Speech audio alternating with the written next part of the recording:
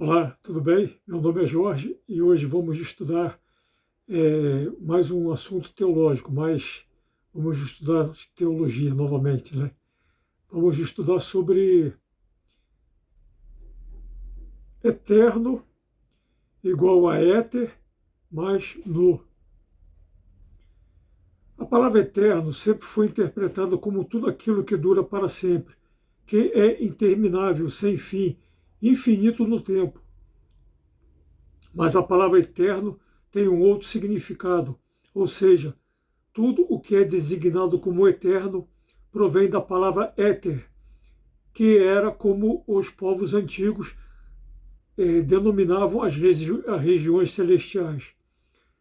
Pois, como na definição do dicionário Larousse Ilustrado da língua portuguesa, a palavra éter era definida na antiguidade como fluido hipotético que preencheria todo o espaço cósmico e serviria de meio de propagação da luz. E também definido por esse mesmo dicionário como os espaços celestes. Trocando em miúdos, o éter significa o céu, as regiões celestiais ou o reino dos céus, o reino de Deus. Portanto, a palavra eterno significa tudo aquilo que pertence ao éter, ficando éter mais no igual eterno. Caso hajam dúvidas com relação a isso, vejam o exemplo da palavra fraterno, que vem da palavra latina frater, que significa irmão, ou seja, a palavra frater mais no igual fraterno. Segundo a definição desse mesmo dicionário, significa relativo ou pertencente a irmãos, próprio de irmãos, fraternal. Outro exemplo é a palavra latina pater, mais no, igual paterno ou paternal, que significa relativo ou pertencente ao pai, paterno, pátrio, próprio do pai. Outro exemplo é a palavra latina materno, que vem da palavra mater, que significa mãe, ou seja, a palavra mater mais no se torna materno, que significa relativo ou pertencente à mãe, carinhoso, afetuoso, maternal. Então, seguindo essa mesma linha de raciocínio, a palavra eterno não significa necessariamente aquilo que não tem fim, mas sim aquilo que é relativo ou pertencente ao éter. Em outras palavras, a palavra eterno é tudo aquilo que pertence ao além, ao pós-morte, às regiões celestiais, ao reino de Deus. Há cerca de 6 anos atrás, fiz um vídeo para o YouTube intitulado O que Jesus quis dizer com castigo eterno, em Mateus 25:46, com 26 minutos de duração, onde provo que essa expressão castigo eterno não significa um castigo que dura para sempre, pois se pegarmos qualquer dicionário, veremos que a palavra castigo significa corrigir, aperfeiçoar, burilar, tornar puro, disciplinar. E se é corrigir ou disciplinar, então não é por toda a eternidade. Antes que alguém se escandalize com isso, veja como está no dicionário do grego do Novo Testamento, de Carlo Rusconi, publicado em 2003 pela editora Paulus, na página 404, onde apresenta uma expressão similar ao castigo eterno, que é o fogo eterno, de Mateus 25:41, no original grego como pur to aionion, onde a palavra pur é fogo e aionion significa eterno. E nesse dicionário diz que a palavra pur é igual a puros e clarifica. Também no dicionário bíblico teológico de Johannes B. Bauer, publicado pela editora Loyola, na página 191, diz da ação pur purificadora do fogo. Ou seja, a raiz etimológica da palavra purificadora vem da palavra pur, que é uma palavra grega que significa fogo. Agora pergunto a vocês, se esse castigo é correção ou disciplina e esse fogo purifica, então não podem durar para sempre. Simples assim. Mas muitos dirão que isso é um absurdo, que esse castigo ou esse fogo durarão para sempre, pois está escrito que serão eternos. Mas nesse mesmo vídeo que fiz há cerca de 6 anos atrás, também explico e provo, através de vários textos bíblicos, que a palavra eterno não significa que durarão para sempre. Veja alguns exemplos.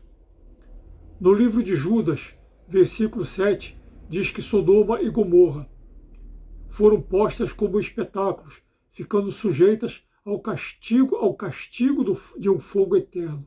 Castigo de um fogo eterno. Mas esse castigo e esse fogo se extinguiram, deixaram de existir. É isso que nos diz 2 Pedro 2,6, onde essas cidades foram reduzidas a cinzas há milênios atrás. Ou seja, não é um castigo ou um fogo que dura infinitamente. No livro do Êxodo 12, 24 e 29, 9, fala de estatuto perpétuo que deve ser cumprido para sempre, mas deixou de ser cumprido há muito tempo, já desde o Antigo Testamento. Ainda nesse livro do Êxodo, capítulo 40, versículo 15, diz: será por sacerdócio perpétuo durante as suas gerações. Ou seja, será perpétuo para cada um enquanto durar a sua geração.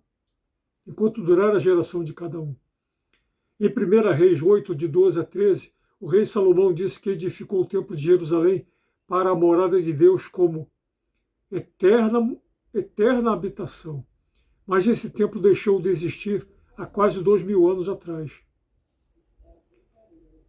Em 1 Crônicas 28, 4, Davi disse que o Senhor o escolheu para que eternamente fosse rei de Israel, mas ele só reinou por 40 anos. Depois disso morreu e deixou de ser rei em Israel. Os preceitos de Isaías 34, de 9 a 10, conforme as versões e traduções bíblicas dizem: para sempre, pelos séculos dos séculos, jamais e para todo sempre. Já foram cumpridos há muito tempo, como nos revela o livro de Ezequiel 25, de 13 a 14. Existem vários outros textos bíblicos indicando que a palavra eterno não significa, em hipótese nenhuma, que é uma duração por um tempo infinito, sem fim, mas sim um longo período de tempo, que pode durar anos, décadas ou até mesmo séculos. A palavra eternidade não significa um tempo infinito, uma duração para sempre, pois no dicionário Larousse designa eternidade como sendo tempo muito longo, e a palavra eternizar como fazer subsistir por muito tempo, durar muito tempo. Se não fosse assim, o termo bíblico de eternidade em eternidade, de Neemias 9:5 e dos Salmos 41:13 e 106:48, perderia todo sentido. Perderia todo sentido. Se fizermos uma boa exegese e hermenêutica de todos os textos que usam a palavra eterno, veremos que é éter mais no igual eterno, que não significa uma duração infinita, mas sim tudo aquilo que vem do éter, dos espaços celestes, como o dicionário Larousse definiu. E tudo o que pertence ao além, é tudo que pertence ao além, ao divino, ao celestial, a Deus.